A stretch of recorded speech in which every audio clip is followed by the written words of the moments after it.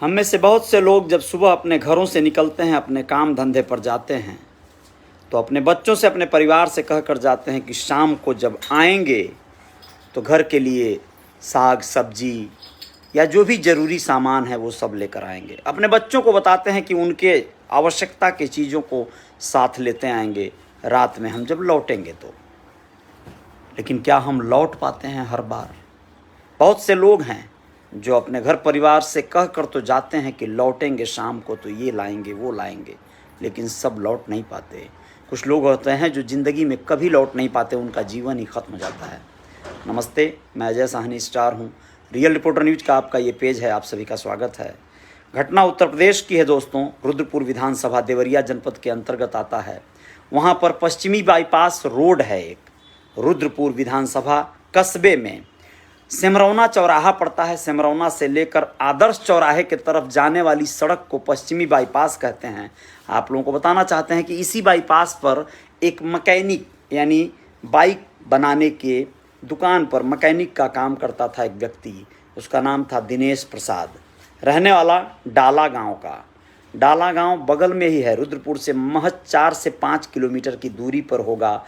दक्षिण दिशा में नकैल के तरफ जाने वाली सड़क, नकैल एक ग्राम सभा है जो बड़ा रसूखदार है, ददरी घाट पड़ता है वहाँ, लेकिन डाला पहले ही है। सिमरौना चौराहा यानी एक फेमस जगह है, सिमरौना गांव ही है, चौराहा भी है। वहाँ से जब आगे बढ़ती है सड़क तो सुनसान और वीरान एक सन्नाटेदार जो है परिक्षेत्र शुरू होता है। डर लगता है, भयावह लगता है।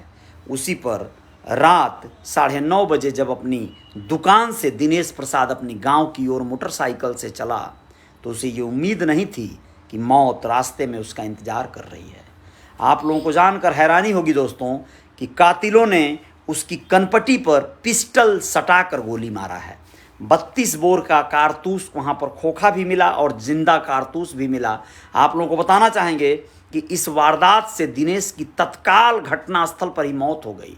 वो अपनी बाइक से गिर पड़ा और सटाकर कनपटी पर गोली दागने की वजह से गोली इस तरह से घातक हुई कि वो तुरंत ऑन द स्पॉट डेथ कर गया।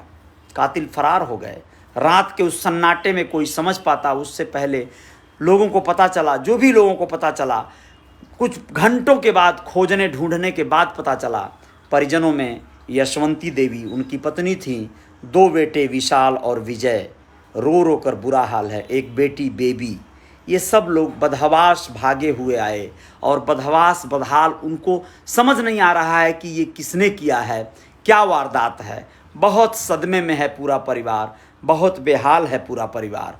कमाने का एक स्रोत मात्र था दिनेश प्रसाद, जो अब इस दुनिया में नहीं रहा। अब इस परिजनों का क्या होगा, परिवार का क्या होगा, कोई नहीं जानता। लेकिन वारदात वारदात होती है दोस्तों। घटना क्यों हुई, कैसे हुई, कोई समझ नहीं पा रहा है। परिजन भी किसी के ऊपर अभी शक संदेह नहीं जता पाए हैं। मामला थाने में रिपोर्ट दर्ज अज्ञात हमलावरों के रूप में किया गया है। क्या यह दुकान से उठा हुआ कोई विवाद था? क्या कहीं ऐसा तो नहीं कि दुकान पर काम करते समय किसी से उनकी झड़प हो गई हो? अब ये पूरा विषय जांच पड़ताल का है, पुलिस तफ्तीश में जुटी है। देखते हैं किस निष्कर्ष पर पहुंचती है। दुकान पर किसी से विवाद हो जाए, कोई कहासुनी हो जाए, किसी से कोई बात को लेकर गर्मा गर्मी हो जाए तो भी आजकल लोग जो है आपा खो दे रहे हैं, धैर्य खो दे रहे हैं। प्लान बना सकते हैं कि चलो हम जानते हैं तुम कब निकलते हो, किस रास्ते जाते हो, कहाँ तुम्हें टपकाना है, तुम्हें ठिकाने लगाना है। ये सारी मंसूबे लोग बना सकते हैं। ऐसा ही हुआ होगा दिनेश के साथ, या फिर उसके गांव की कोई जाति दुश्मनी, कोई अगल बगल से किसी का ऐसा जो है पुराना विवाद, जो भी हो यह पड़ताल का विषय है। लेकिन अब एक शख्स जो होनहार था, कार्य करता था, मोटर मैकेनिक था, बाइक मैकेनिक था, वह अब इस दुनिया में नहीं रहा। आप सबको भी बहुत संजीदा रहना है, सजग रहना है, जागरूक रहना है, वरना वारदात घटनाएं हर मोड़ पर आपका इंतजार कर रही हैं। सजग नहीं रहेंगे, चौकस चौकन्ना नहीं रहेंगे, जागरूक नहीं रहेंगे तो घटनाएं कब घट जाएंगी पता नहीं चलेगा। बहुत बहुत धन्यवाद आप सभी का। दिनेश प्रसाद की आत्मा की शांति के लिए सिर्फ कामना किया जा सकता है। उनके कातिलों की जल्द से जल्द गिरफ्तारी हो, ऐसी आस लगाई जा सकती है। लेकिन क्या ऐसा होगा?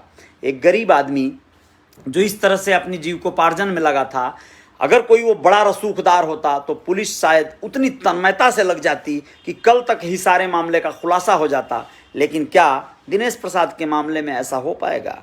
क्या नेतागण जो आंदोलनों पर उतारू हो जाते हैं किसी ऐसे विशेष व्यक्ति के लिए, लेकिन क्या इस आम आदमी के लिए, इस गरीब आदमी के लिए कोई आगे बढ़कर आएगा? अगर नहीं आएगा तो फिर समझ लीजिएगा कि न्याय भी दो दर्जे की है, एक अमीरों के लिए, एक गरीबों के लिए। खैर जो भी हो, अब उसके बच्चे अनाथ हो गए, यशवंती देवी और विजय, विशाल और बेबी। अब कैसे उनका जीविकोपार्जन होगा वह ऊपर वाले के हाथ में है, आप लोग समझ सकते हैं। जय जयकार जारी रहेगी। बहुत बहुत शुक्रिया, धन्यवाद मुरारी साहनी जी, बहुत बहुत आभार आपका। अनुपम विश्वकर्मा जी आभार, धन्यवाद। पी सहानी जी धन्यवाद आपका। श्रवण कुमार निषाद आपका भी धन्यवाद। संदीप सहानी बहुत बहुत धन्यवाद। प्रमोद कुमार राजभर कैसे हो सर? मैं तो ठीक हूँ भाई, आप लोग बता लो, देख लो। बहुत बहुत धन्यवाद, बहुत बहुत शुक्रिया सभी का। अमित कुमार सैनी, राजू जी धन्यवाद। रामराज बहुत बहुत धन्यवाद। संतलाल कह रहे हैं दुखद घटना, बिल्कुल दुखद है संतलाल जी, बहुत बहुत धन्यवाद आपका। राम प्रसाद सहानी धन्यवाद आपका, बहुत बहुत आभार। रामचंद्र निषाद जी, सोनू सहानी जी, अर्जुन सहानी, नैतिक बिंद जिद्दी जी बहुत बहुत धन्यवाद। राज निषाद जी, शुक्रिया सभी का।